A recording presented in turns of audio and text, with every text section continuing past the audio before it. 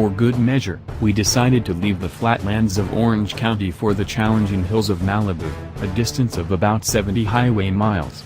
By the time we set out, the Niro PHEV's battery was all but depleted from the previous day's driving. You go through those 26 miles of all-electric range quickly. Without the assistance of a fully charged battery, we struggled a bit in passing maneuvers, although the Niro PHEV happily cruised just above the speed limit.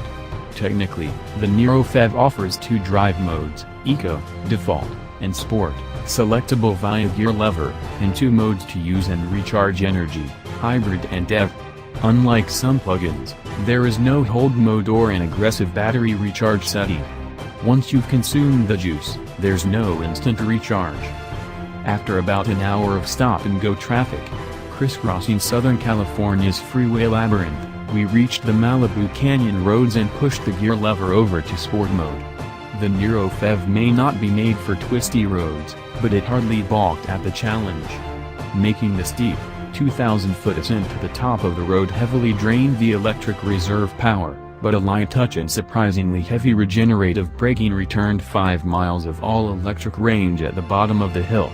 Body roll was minimal, and the eco-friendly Michelins didn't squeal as much as expected, based on experiences with similarly equipped vehicles.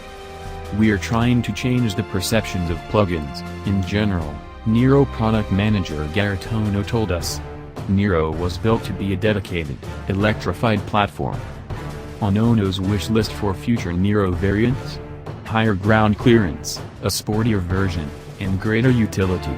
At 6.3 inches off the ground, the Niro PHEV doesn't qualify as an SUV by CAFE standards, something that could prove useful to Kia, as it plans to make plug-in hybrids part of a larger strategy that also includes fuel cell vehicles. At the end of the day of driving, all of these characteristics made sense for the understated, confident Niro PHEV. Without substantially more electric range than the competition, it may not advance the game for plug-in hybrids, but it does sweeten the deal for the likable Niro. Factor in local rebates, credits, and incentives, and it could make even more sense than the Niro that can't be plugged in.